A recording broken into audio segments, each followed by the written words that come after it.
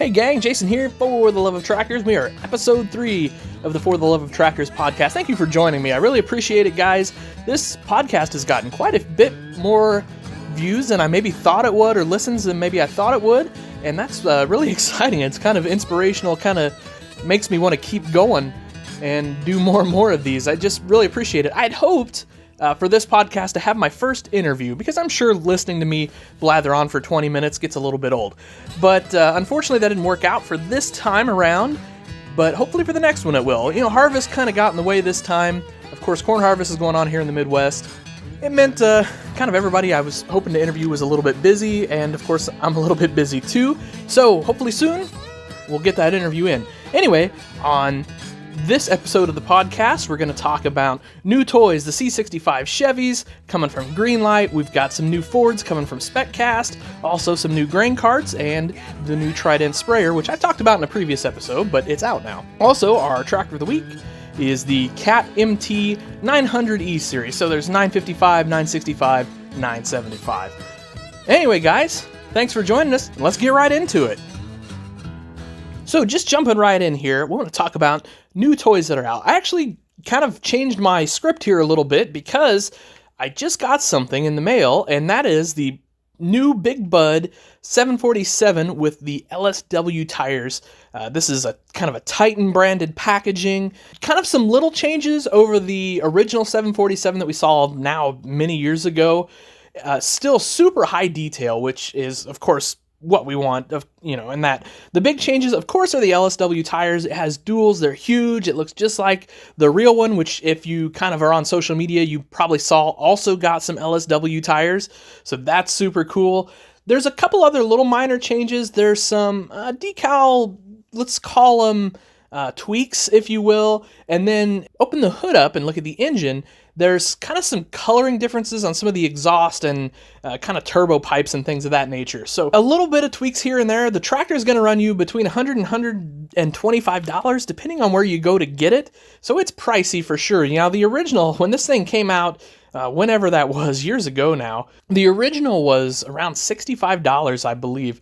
So I've kind of had some mixed feelings on the re-releases of this 747. If you guys have been following Big Bud World, you know that there's been a few re-releases. There was a pink version, kind of like the Williams brother version, just some other little kind of reissues of this tractor. At first, I kind of thought, well, I don't like that, because what it does is it hurts the collector value of the original Big Bud. I've softened on that quite a bit, actually. I was having a conversation the other day on our Discord with a couple buddies of mine. It was kind of a private conversation. They're younger guys. You know, I think one is like 17, the other is maybe 18. So they're kind of just starting their farm toy journey. When that original Big Bud came out, they were kids. I mean, like, kids, 5-6 years old, something like that. So they didn't have a chance to get that. $65 to a 5-year-old, well, he probably didn't even know it existed, but $65 to a 5-year-old might as well be $1 million. They were telling me they're really glad that this came out, because this gives them a shot to get that tractor, because they're fans of the Big Bud 747. I guess me wanting just that original 747 to kind of be the only one so that it keeps climbing in value, that's short-sighted on my part. You guys know I'm an advocate for this hobby. If the younger guys who never had the chance to even buy the original want that 747 tractor, they don't care if it's that original collector tractor, they just want the Big Bud, well, I think it's great that they have a chance to buy it. I actually think that that is a good thing. Yeah, so those are original ones. The collector value of those, everybody's gonna like to have the original, but it's obviously gonna suppress the price that we have other and newer variations of this tractor out now. But I think that's okay. I've just kind of come around to the idea that, you know what, if this allows collectors to jump in and to get a tractor that they want, I'm 100% on board. That's where I stand on that. Now, I got my box signed by the Williams brothers, which was pretty cool. It was actually a free option when I ordered on the Williams brothers website. So that was really cool. They signed it right at the top of the box. I don't know that makes it more collectible or not, but because obviously they were signing them for free, but I think it's really cool. It kind of shows me something that I've noticed from the videos that I've seen the Williams brothers in, and that these guys just are great ambassadors of the Big Bud, of the 747. You know, they had it down in Iowa for years so that people could see it. I think it made it more accessible to people in the heartland. Now it's headed back home to Montana, of course, with the new LSW tires on it. Every video I see of these guys, they're smiling, they're laughing, they're having a good time, they're just enjoying the tractor, they're enjoying the fans of the tractor, you know, and now here they are signing boxes. And like, I'll be honest, when I saw that was an option, I had to get it just because, like I said, these guys are great ambassadors for big horsepower tractors, for Big Bud, and for Big Bud toys. So that was really cool. I doubt the Williams brothers ever hear this podcast, but if they do, you know, thanks guys. Like, I appreciate what you guys are doing, getting us these toys, just being ambassadors for the hobby, for the tractor world. It's super cool. I hope to meet you guys someday. That would be really cool to me, I think. So, of course, the Big Bud isn't the only new toy news I want to talk about today, so I wanted to first talk about this new Case IH Trident sprayer. Now, I think in the first podcast, I called it the Patriot Sprayer. Of course, the Patriot was the old version of this. The Trident sprayer has the duals all around on it. It has the swappable box. You can swap the box out. You can put the spray tanks on. This thing is out now, and I think it's running like $30 to $35 is where those things are landing. The detail looks excellent on it. I don't have one in my hands just yet. In fact, I'm probably not going to have one in my hands until around Thanksgiving. It's just sort of the way it is this time of year with harvest and everything. There's kind of no reason for me to pick up toys. It's hard enough for me to get this podcast done. So anyway, at the Bloomington Toy Show, I will grab a whole bunch of new toys and I'll have reviews for you all winter long, I hope. The second thing I wanted to talk about is the new Greenlight C65 Chevy trucks. Now, if you have been on my YouTube channel, you saw the kind of introductory video of that. So these are going to be like the C60s that we saw last year around this time. They're going to be about $20, and we've got a couple variations of these. We've got red with white, and we've got yellow with white. Now, we've got a pre-order up on fortheloveoftractors.com. We're getting pretty close to selling our kind of pre-order limit on these, so if you're interested in them, I would head over there. And of course, if we run out on them, B&B Farm Toys should have those as well. Those are our good friends over there, so they will be glad to help you out too. Also, brand new are some new grain carts from Brent. So there's a couple variations of these. There's the big single tires, and then you've got tracks, and then I think there's a red and green version of these both. They're going to be around $25. They're going to look nice. We kind of know how Spec Cuss does grain carts at this point. You can see reviews of several of those over at For the Love of Tractors on the YouTube page. They're going to be neat. If you need a new grain cart for your farm toy display or just your shelf, these are probably going to fill that need pretty well. Kind of the last new toy news I wanted to talk about are the new Fords that are coming from SpecCast. So there's going to be quite a few variations of these. It's like a TW35. I've seen duals, I've seen singles, there's a front assist, there's kind of some other little variations going on. They're going to be in the range of like $32. Now, there's one edition, and I'm just going to be 100% honest, it's a Toy Tractor Times version, but I'm not sure, it's like up around $70 is the pre-order price on those. I'm not 100% sure what's going to separate that from the pack, if it's just the packaging or what, but it'll be curious to see. Either way, SpecCast is doing these tractors. They're going to look great. I mean, they just are. I am not currently carrying these or planning to carry these on fortheloveoftractors.com, so this is probably like a B&B Farm Toys situation for you guys. I don't know. I may end up with a few. Ford's not a big seller for me, and so I just don't want to tie up the money, to be honest with you.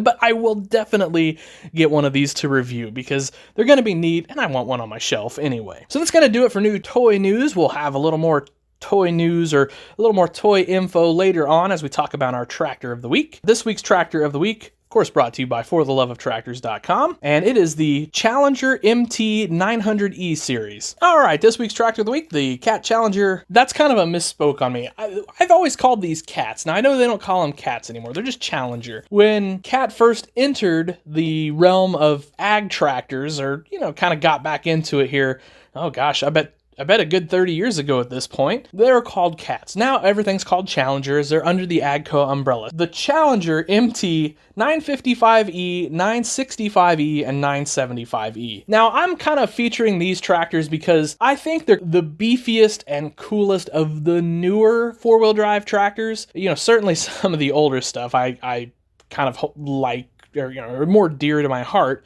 But these are excellent. In my opinion, they turn heads more than, say, like a John Deere or a Case IH out in the field. Not that there's anything wrong with those. When I see an MT 900 or like a 955 or whatever out working ground or even on a dealer lot, that's a kind of slow down and take a look situation for me. So I had to feature these early on for this. So the kind of current iteration of these is from 2014 on. Now they're kind of going to end this Challenger line of tractor, or at least the 900 series. So that's kind of unfortunate and kind of sad, but I kind of get it with the focus on tracks and everything seems to be going towards Fendt or Massey Ferguson these days. I can see where that's going to happen, but I don't know. It's just kind of sad to me. I like the Agco yellow myself. So the 955E would get you 500 horsepower, the 965E 550 horsepower, and the 975E is 600 horsepower. So these things are absolute beast of four-wheel drives. And especially back in 2014, 500, 550 horsepower in that area, those were about the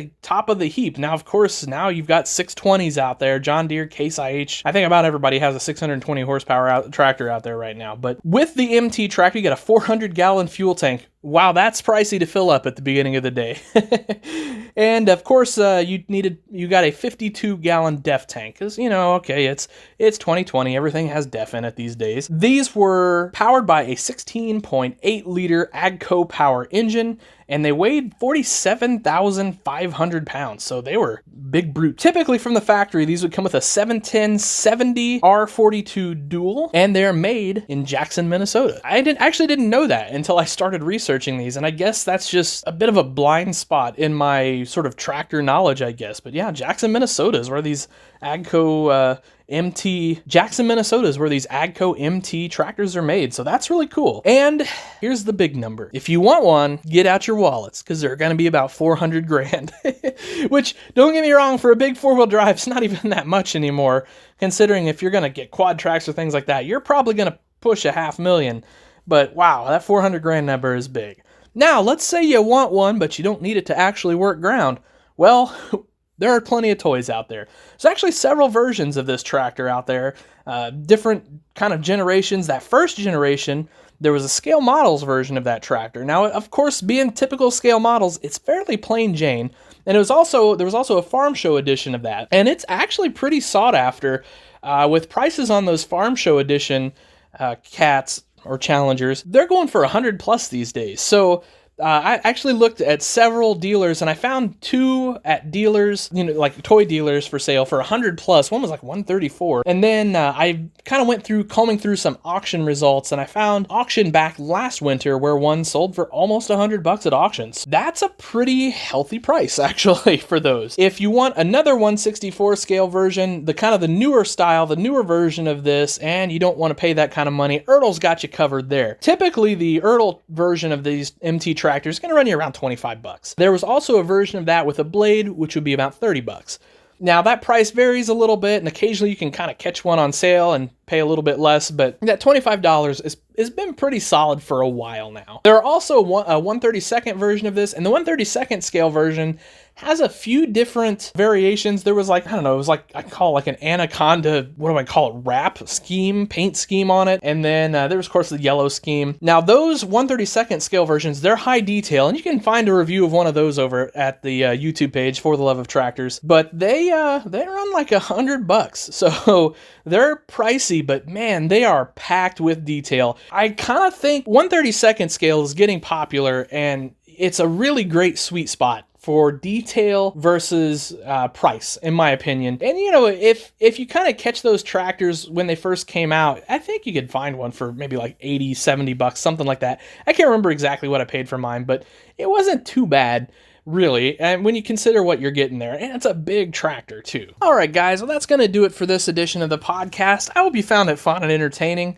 As always, I'm more than happy to hear from you. Of course, we're on social media everywhere. Facebook, Instagram, YouTube, TikTok. It's all For the Love of Tractors, so just kind of search for us there. You'll find us. If you want to get a hold of me, email is probably the best, which is fortheloveoftractors@gmail.com. And please send pictures of your custom tractors, your real tractors, all that. Because what I want to do someday when I get enough is I want to do a video on my YouTube page of sort of users, tractors and projects and farm stuff in action and all that. I think that would just be really cool and really neat, and kind of a nice tribute to you guys for always supporting me the way you have. It just means a ton to me, guys. I'm to quote Bruce Springsteen, I'm working on a dream here, and it sounds silly, and when you say it out loud, it sounds even sillier, but I would love to make this tractor thing a full-time job somehow. It's a combination of selling toys, building toys, and all this social media stuff. You know, maybe if you keep working hard at it enough and try your best, and maybe it happens. I don't know. It sounds silly, and when I edit this, I'm gonna want to take it out, but I'm gonna leave it in there because I talk to a lot of young people in this hobby every day, and I think a lot of you older guys too have probably faced this. You know, we have a hobby where we're playing with quote-unquote toys, and so like I talk to young guys who are in school and maybe they get made fun of by other people because they have tractors, toy tractors. We all know how legit and serious this hobby really is. I think a lot of us have certain dreams and goals in this hobby, and I feel like I want to put those out there and I want to say those things to people who may also have the similar aspirations that I have, because when it sounds crazy, and sometimes in your own head it does sound crazy, it's not crazy. What would be crazy is not to follow your dream. Anyway, guys, that's what I'm doing. I got off on a little tangent there, but I just thank you so much. The support you guys have always showed me is amazing. I mean, we've had over 1 million views on YouTube. I can't fathom that, guys. Like, I just can't even wrap my head around it, and it's all because of you guys. TikTok's almost at 9,000 followers. Instagram's at like 8,000 followers, roughly. Maybe it's like 7,500, something like that. Facebook, we're way up there. I think there's like 30-something thousand people following on Facebook. It just continues to humble me, and it continues to push me forward, and it gives me hope that, you know, maybe someday I'll reach that dream. It's like right there. I can see it, and I can almost grab it. But anyway, guys, thanks so much. Thanks. And like I said, please send those pictures in, because I would love to do a video on your stuff, your toys, your model farm, your real tractors, all of that, just because I think it would be a cool tribute to all you guys, and it's interesting to me. I love looking at tractors. All right, guys, last thing, I promise. Please check us out, fortheloveoftractors.com. I'm always trying to add new stuff. I'm building like crazy for upcoming farm toy shows. I've got a few more episodes to come out before show season, but we will be at the Central Illinois Farm Toy Show, which is in Bloomington, Illinois. It's out at the Holiday Inn, which is across from the airport. It's a great show. Lots of cool stuff. Perfect for Christmas time. It's a really nice venue, and my favorite dealers in the farm toy world are always there. We're going to be there. We're going to be set up so you can come see us. That is Thanksgiving weekend. That's like the Friday, Saturday, Sunday of Thanksgiving weekend. And then the second thing is the very next week in Janesville, Wisconsin. We're going to go to a show there. That's a bit of a haul for us, and it's a little bit scary to go that far.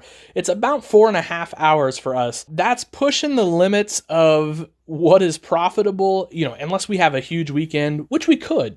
I'm not going to say we won't, but if we have our normal show weekend, that's pushing it. But I want to get up to Wisconsin, because a lot of you guys are in Wisconsin. A lot of my friends are up in Wisconsin, and I just want to get up in there, go to some shows, see some of those different dealers that maybe I don't get to see because that is far away from me, and just enjoy different people in the hobby and get to see my friends. So at the end of the day, it doesn't matter if we sell or we don't sell up there. I kind of always say at every show, as long as we break even, you know, as long as we can pay for our gas and our food for that weekend, we're probably doing good, because everything on top of that is icing on the cake. Because the real fun for me at toy shows is visiting with everybody, as my wife will tell you. And if she's listening to this, she's probably going to nod her head yes, because a lot of times she's the one that ends up doing the selling, because I'm the one doing the talking. Because, you know, when I see one of you guys, one of you listeners or viewers, you come in and you say, hey, I listened to your podcast, you know, we're like instantly friends at that point, and we're going to talk tractors. So, and that happens a lot, and it's so much fun. That's really why we do this. So anyway, guys, I know I've said this like 15 times, but thank you guys so much. I really do appreciate it. I hope you guys have yourselves a wonderful day, evening. I hope if you're harvesting right now, it's going amazing. I just wish everybody the best of luck. Please treat each other well. It's so important right now in a world that's gone crazy that we be the change that needs to be. And I honestly believe it just starts with being good to people. I think we can change the world just by doing that. Anyway, guys, have yourselves an awesome day, and happy tractor hunting.